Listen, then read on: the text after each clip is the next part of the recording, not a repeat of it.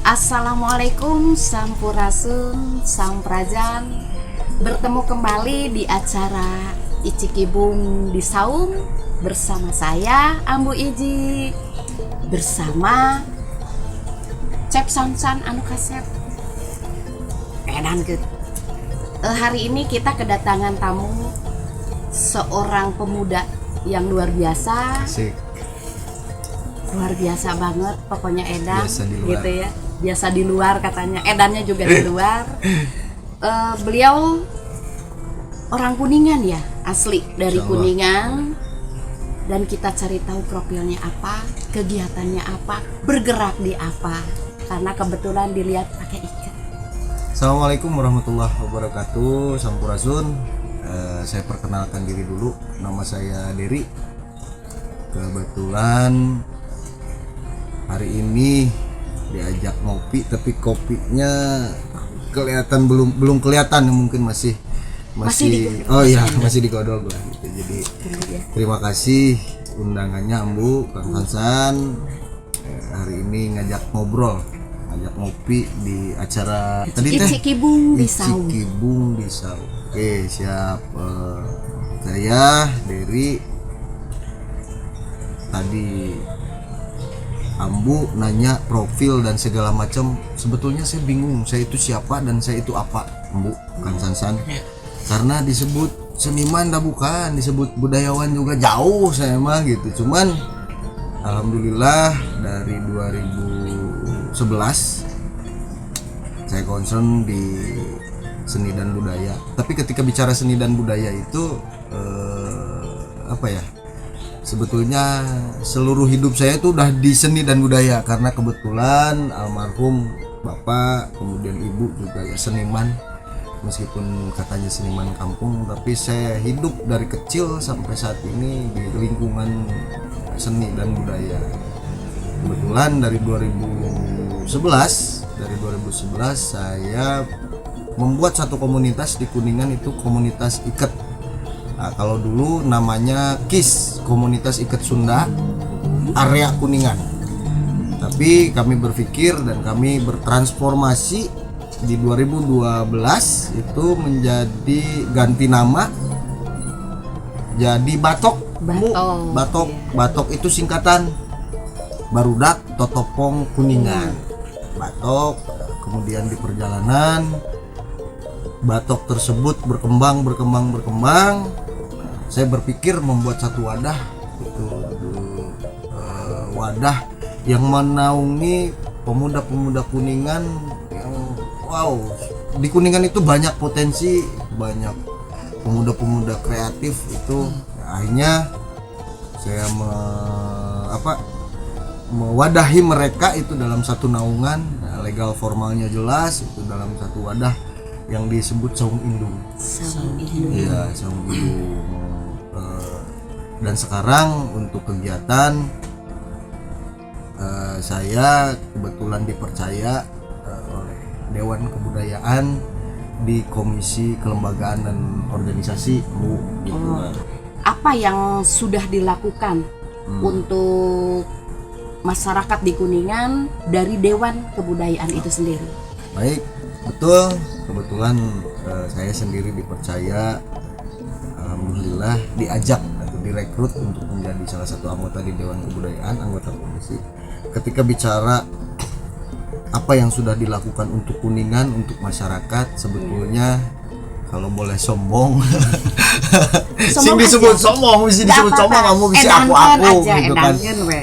Saya sudah sudah melakukan, meskipun saya belum diajak waktu itu menjadi anggota Dewan Kebudayaan. Alhamdulillah, meskipun kecil saya sudah melakukan untuk Kuningan dengan bersilaturahmi dan banyak menggali potensi-potensi yang ada di Kuningan. Terkait tadi apa yang sudah dilakukan Dewan Kebudayaan, secara umum Dewan Kebudayaan sekarang sudah bergerak sedang bergerak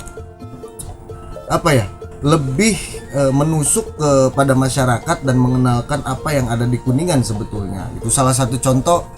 Kuningan itu kaya dengan bahasa, Bu. Betul. Bahkan Kuningan punya yang disebut bahasa wewengkon.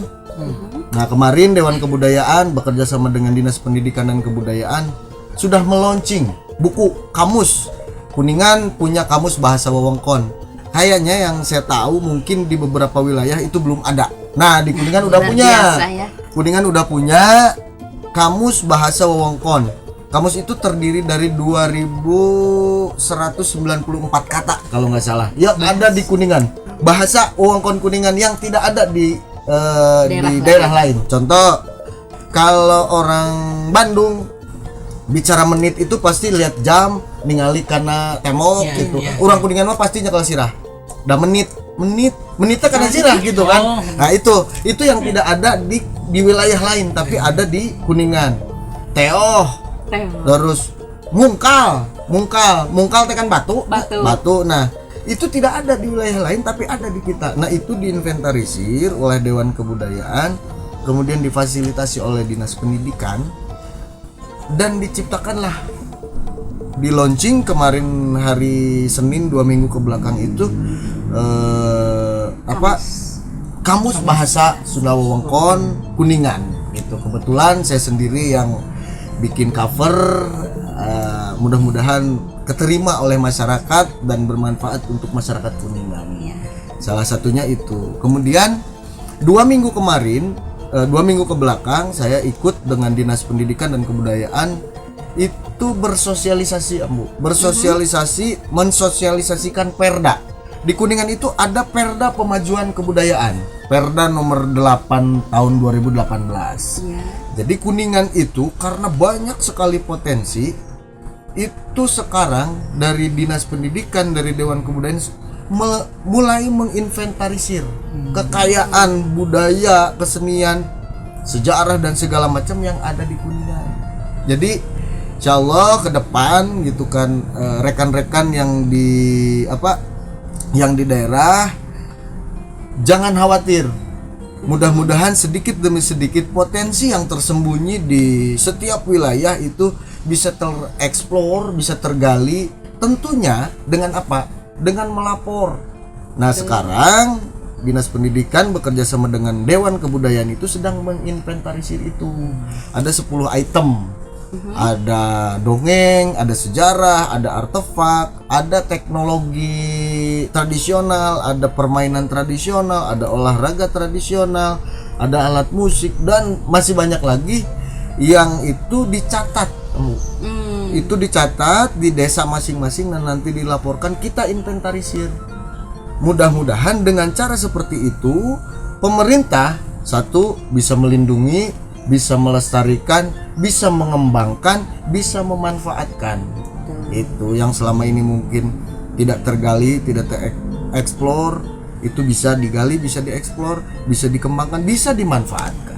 Itu salah satunya mungkin gitu terkait. Nah, mungkin kalau untuk cara prosedur pelaporannya itu ibaratnya contohnya harus Nah, untuk itu kemarin waktu sosialisasi Perda, Kang, itu desa-desa dikasih formulir.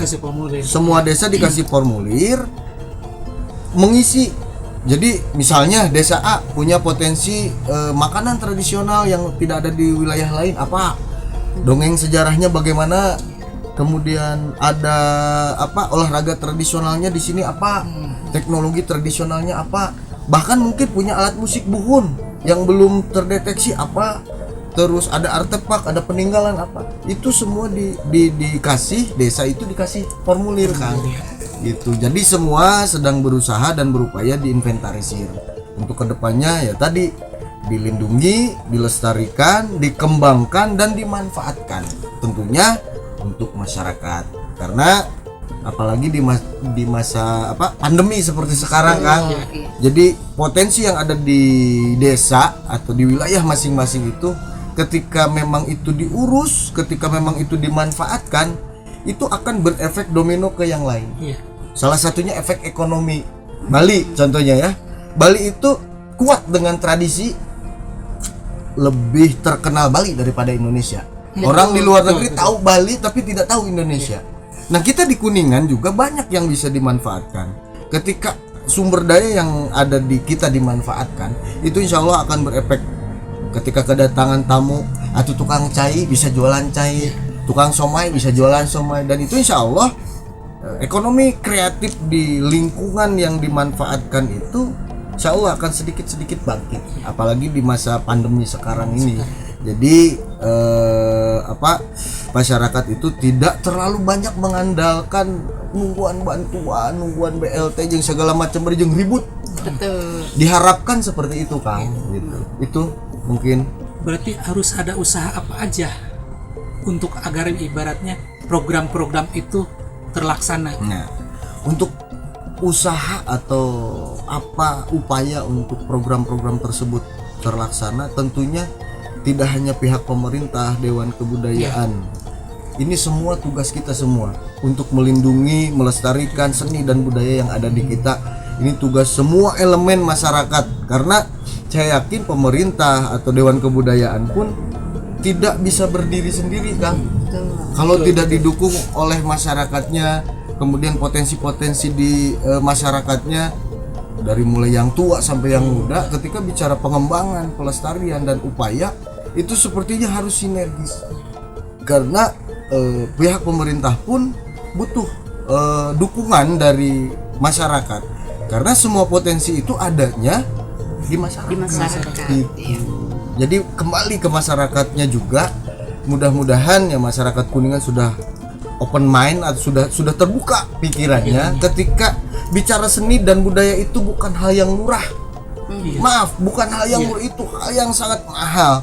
Karena apa? Leluhur kita memberikan sesuatu itu bukan tanpa tujuan. Punten, banyak seniman yang yang concern atau fokus di bidangnya di seni tradisional itu, beliau bisa dengan gampang meraup uang ketika bicara material ya. Iya. Ketika bicara material banyak di mana? Di luar negeri, Kang. Karena apa? Orang luar negeri itu lebih suka, lebih concern, lebih fokus melihat ketika ada sesuatu yang berbeda dengan budaya. Bali pun dituju itu karena apa? Situasi dan kondisi di Bali itu kan mereka religi, terus memegang tradisi dan segala macam. Jadi kebudayaan itu yang dilihat, yang tertarik itu selain kondisi existing alamnya, ya kondisi masyarakat. Maka dari itu terima kasih Ambu, Akang, di sini saya diajak ngobrol. Di sini pemerintah pun ya, saya mewakili Dewan Kebudayaan, punten Ketua Dewan Kebudayaan Abi ngiring nyarios ya. Maksudnya mengajak lah kepada semua masyarakat, ayo kita bareng-bareng gali potensi, kita bareng-bareng kembangkan apa yang ada di lingkungan kita masing-masing. Dan tentunya itu ketika kita bekerja sama dan bareng-bareng mengembangkan itu, insya Allah apa yang dicita-citakan semuanya bisa berjalan, mungkin begitu, Kang. Oke, pemaparannya sudah luar biasa ya, Kang Dery. Perjalanan dari Kang Dery di Dewan ada. Nah, sekarang harapan apa dari pribadi Kang Dery ya untuk generasi muda mengenal jati dirinya dengan seni budayanya, makanan tradisionalnya, kaulinan. Da ayeuna mah geuning kaulinan barudak teh pindah ke gadget. Betul. Mereka sudah lupa diri. Nah, silakan. Saya secara pribadi ketika melihat apa yang terjadi sekarang itu miris sekali melihat ketika generasi muda sekarang itu sepertinya gengsi ketika bicara, ketika dia kembali ke jati diri sebagai orang Sunda atau sebagai orang yang diberi sebetulnya banyak kelebihan oleh Tuhan. Kita itu utamanya di Tatar Sunda, Ambu, di Kuningan. Kita bicara Kuningan itu sangat kaya dan sangat luar biasa sekali. Harapan saya secara pribadi, kita sebagai generasi muda, ayo kita sama-sama kita mengeksplor lagi, kita menggali lagi, dan jangan pernah malu. Satu, jangan pernah malu bicara bahasa Sunda. Ulah era nyarita ku bahasa Sunda. Yang kedua, jangan pernah malu kita menggunakan pakaian, kita berbusana gitu kan, berbusana tradisional, tapi tetap yang namanya pakaian, yang namanya busana itu cangkang, Bu. Iya. Cangkang. Kita sebagai orang Sunda, tapi jangan kita boleh kita cinta tradisi, tapi kita jangan pernah ketinggalan. Kita juga harus update. Tadi bicara masalah gadget, oke. Ningali ayeuna Bu, ningali budak kedeng-kedeng. Tuh. Tapi khawatiran lah gitunya gitu. Cuman tadi disebat lagi smartphone. Iya. Ya. Smartphone ya jadi naon smart teh pintar meureun ya, iPhone teh telepon meureun gitu kan. Nah, di situ kita gali juga gitu kan. Kumaha carana, bagaimana caranya kita dengan jati diri kita sebagai orang Sunda yang memegang teguh tradisi, tapi kita tidak kalah dan gunakan ya, namanya juga smartphone, gunakan dengan pintar gadget, perkembangan teknologi dan segala macam itu untuk kemanfaatan dan kemaslahatan gitu. Dan di situ saya secara pribadi berharap ayo kita jaga bareng-bareng, kita lestarikan bareng-bareng, karena di situ sungguh sangat luar biasa. Orang tua kita dulu, sepuh kita dulu memberikan harta karun yang luar biasa kepada kita, menurunkan ajaran, menurunkan kebudayaan. Itu wow, sangat luar biasa.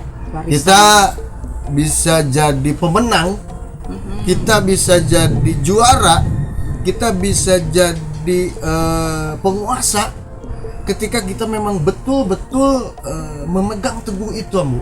Iya.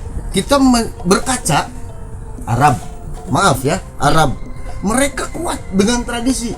Kemanapun Arab, orang Arab berkunjung, busana mereka tetap menggunakan busana tradisional. Betul. Kemanapun orang Jepang, begitu kuatnya. Cina sebagai negara adik kuasa, itu mereka semua. Korea sekarang yang menjamur non K-pop, non itu teh pokoknya mah eta lah, pokoknya mah gitu kan, yang sedang in di anak-anak itu kan. Sebetulnya mereka itu negara-negara yang kuat memegang tradisi. Nah, kita Indonesia umumnya, khususnya kita di Tatar Pasundan, itu harus kembali. Yuk kita kembali ke jati diri kita, supaya kita di hari esok kita jadi pemenang. Mungkin itu dari saya, Kang. Gitu. Oke, intinya adalah kita jangan sampai meninggalkan jati diri kita. Betul. Dan kembali kepada jati diri kita. Hanupis pisan, hatur nuhun pisan Kang Dery tos Doka. Hanupis pisan Kang Sansan tos nyarencangan am. Kita kembali lagi nanti, berjumpa kembali di acara Icikibung di Saung bersama saya Amu Ici. Edan.